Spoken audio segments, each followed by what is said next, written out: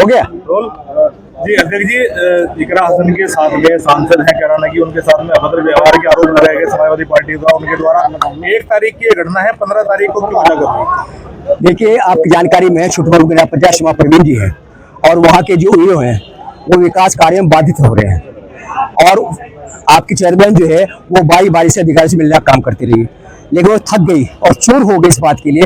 तब उन्हें सांसद महोदय सारा पकड़ा और सारा प्रकरण जो है आपका छोटपुर नगर पंचायत का उनसे अवगत कराने का काम किया।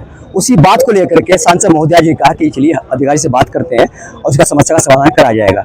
उस संबंध में एडीएम को 3 बार फोन किया, 3 बार रिसीव नहीं किया है और दफ्तर में भी कहा, उन्हें फोन करके कहा होगा कि जो शिकायत है वो लिख करके दे दीजिए।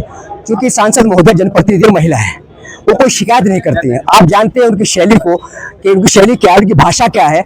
आप उत्तर प्रदेश देश जानता है, चाहे पार्लियामेंट में उनकी भाषा को सराहना की जाती है और यहाँ पर भी है। उन्होंने कोई ऐसे भाषा का इस्तेमाल नहीं किया है। उसके बाद एडीएम एफ साहब पहुँचते हैं और उन्होंने एडीएम साहब को फ़ोन किया।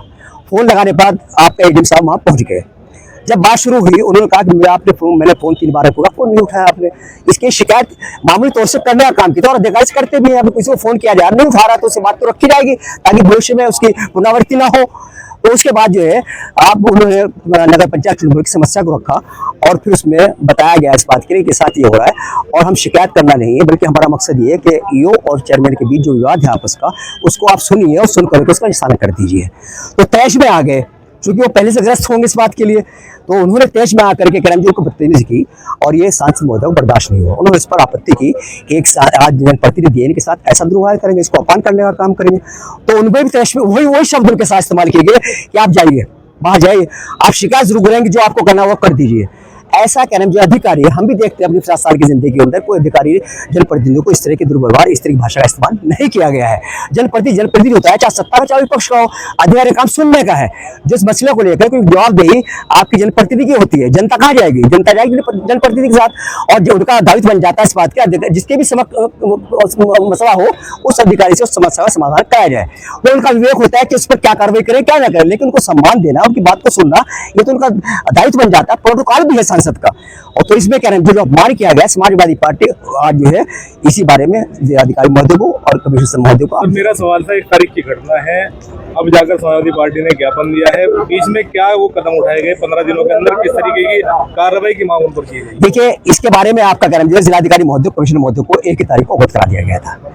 अब तक ये लगा था इस बात के लिए कि शायद इसमें कोई कार्रवाई होगी। उन्होंने आश्वस्त किया था इस बात के लिए सांसद महोदय को कि इसमें कार्रवाई अवश्य होगी, लेकिन जो उन्हें शिकायत जहां करनी थी समिति के सामने जो रखनी थी उन्होंने वहां लिखित में दिया और लिखित में देने के बाद ये फिर कमिश्नर को जांच दी गई है, तब जाकर मीडिया में आया। इसलिए कार्रवाई जारी तभी से है और लेकिन यहाँ पर कोई इसको किसी तरह से इसमें आपका जो है रवैया गलत रहा है। देखिए, कार्रवाई अवश्य होगी, यहाँ नहीं होगी, पार्लियामेंट में इसको उठाएंगे, विधानसभा में उठाएंगे, राज्यसभा में उठाया जाएगा, विधान परिषद में उठाया जाएगा और फिर समाजवादी पार्टी अगले रणनीति पर आकर चाहे आंदोलन भी क्यों ना करना पड़े, क्योंकि समाजवादी पार्टी संघर्ष के लिए जानी जाती है और वही संघर्ष समाजवादी पार्टी फिर करेगी। लेकिन राष्ट्रीय अध्यक्ष को अवगत करा दिया गया है, वहां से जो निर्देश प्राप्त होगा उस पर कार्रवाई अवश्य की जाएगी।